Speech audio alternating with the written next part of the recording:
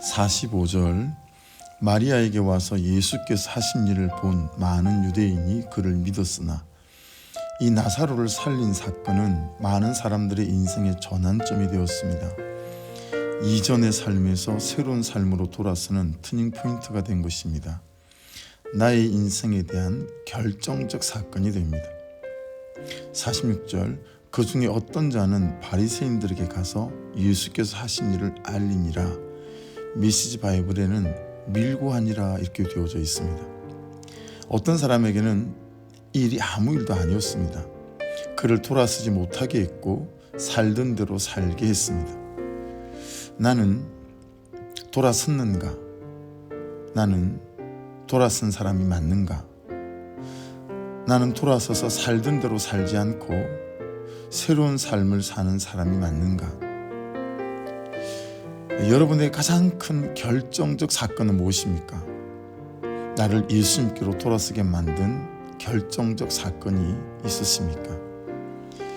이 흔들릴 수 없는 예수님을 만나는 결정적 사건을 사모하고 구하십니까? 죽었던 사람이 나흘 만에 살아 일어남에도 안 믿는 사람이 있습니다. 우연이다 그럽니다. 살다 보면 이런 사람이 이해할 수 없는 일도 있을 수 있다 그렇게 말합니다. 우리를 속인 것일 수도 있다 그렇게 말합니다.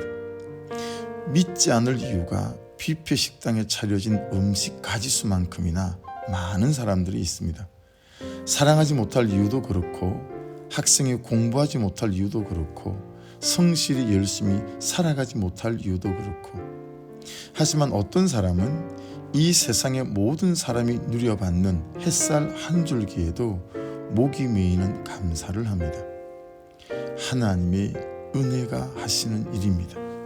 심지어 이런 사람들도 있습니다. 왕이여 우리가 섬기는 하나님이 계시다면 우리를 맹렬히 타는 풀무불 가운데에서 능히 건져내시겠고 왕의 손에서도 건져내시리다. 그렇게 하지 아니하실지라도 왕이여 우리가 왕의 신들을 섬기지도 아니하고 왕이 세우신 금 신상에게 절하지도 아니할 줄을 아옵소서. 다니엘 3장 17절로 18절 말씀입니다.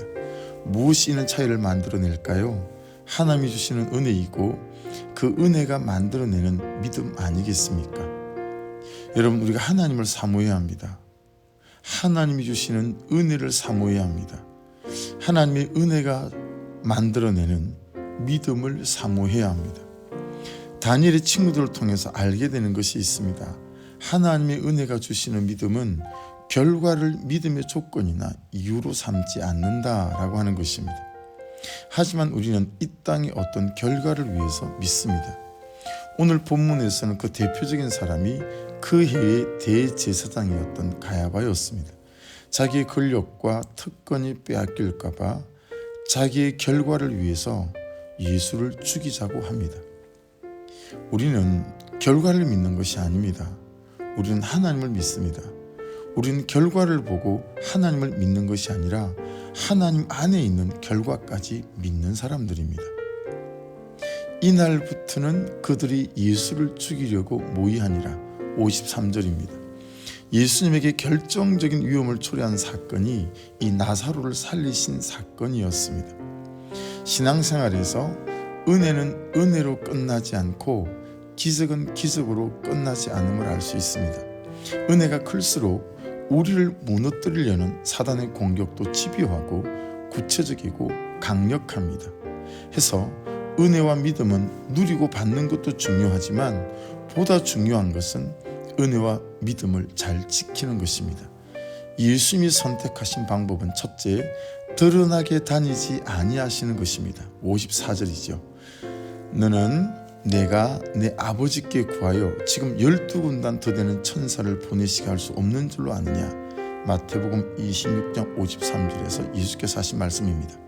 겟세마네 동산에서 로마 병사에게 붙잡히실 때 칼로 말고의 길을 내리쳤던 베드로에게 주님이 하신 말씀이죠. 하나님의 때와 하나님의 방법 안에서 살아가시는 겸손함, 이걸 예수께서 선택하셨습니다.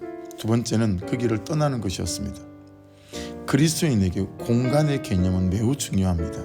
나를 어떤 장소와 공간에서 떠나 구별시키므로 나의 은혜와 믿음을 지키는 물리적인 방법이 필수적이기 때문입니다. 셋째로 빈들로 나아가는 것이었습니다. 빈들, 에레모스는 광야를 말합니다. 하나님만 바라볼 수 있는 시간과 장소를 뜻합니다. 오늘의 적용 질문입니다. 첫째, 여러분이 세상에서 돌아선 때, 예수님께로 돌아선 때는 언제입니까? 여러분은 어떤 결과를 믿음의 조건이나 이유로 삼지는 않으십니까? 세 번째, 예수님은 구원을 위해서만 자신을 쓰십니다. 여러분은 자신을 어디 쓰고 있으십니까? 마지막, 예수님은 구원을 위해서만 자신을 쓰시기 위해 겸손과 구별과 하나님만 바라볼 수 있는 광야를 선택하셨습니다. 이 세 가지 중 지금 나에게 가장 필요한 것은 무엇입니까?